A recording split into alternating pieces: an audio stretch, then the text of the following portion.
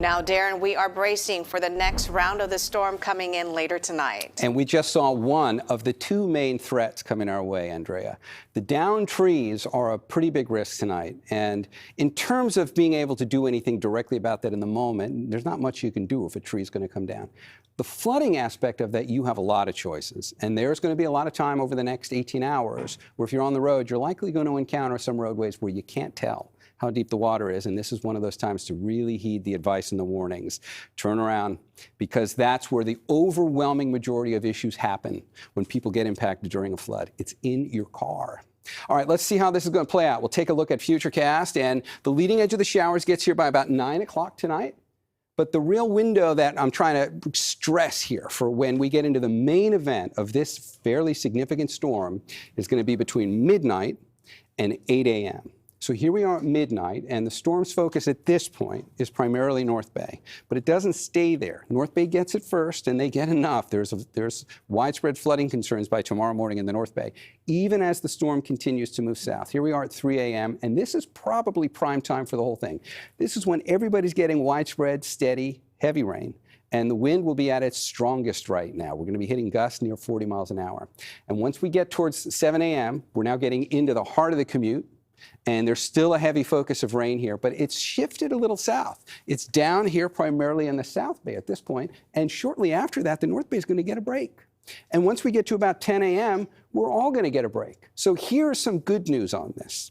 By late morning tomorrow, this thing moves south and it becomes Big Sur's problem, and we don't even know. You're going to have blue sky tomorrow for a good part of the day, and that's going to be a much needed break. Just because it's not raining at this point doesn't mean that we're going to be out of the woods.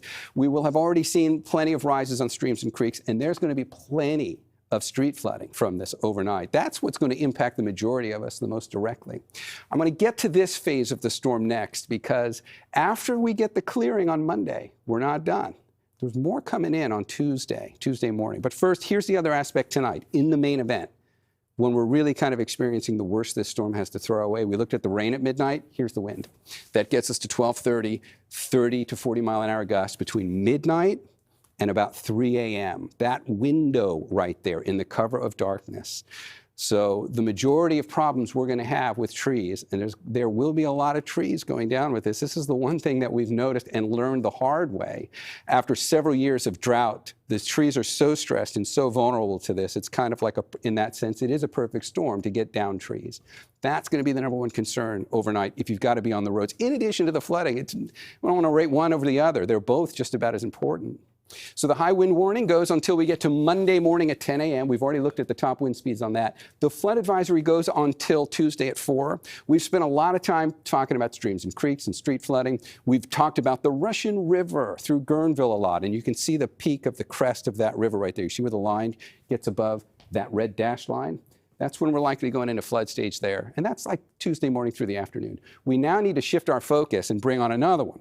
This is in the South Bay. This is the Guadalupe River at the Almaden Expressway. This is down on the south side of San Jose. And this one is expected to also go into flood stage by the time we get into Monday, because the focus of that, really the flow of the atmospheric river is going to get right down into the South Bay and sit there for a little while. It's more focused in the later stages of the evening in the South Bay. And you can see why we still have more coming in on Tuesday. There goes the Monday event. Now on Tuesday, the center of the storm comes in. So here comes the next wave. It's not going to be as steady or as widespread as what we're going to get tonight, but there will likely be thunderstorms in that, brief downpours. We'll get plenty of breaks, but throughout Tuesday, still rain and still gusty winds in the vicinity of those storms. 2 more first alert days. And then thankfully, Wednesday and Thursday, we're going to get a break. There might be a few showers left over on Wednesday, Thursday, but nothing substantial. There is another storm coming our way next weekend. Doesn't look this big. We'll keep an eye on it.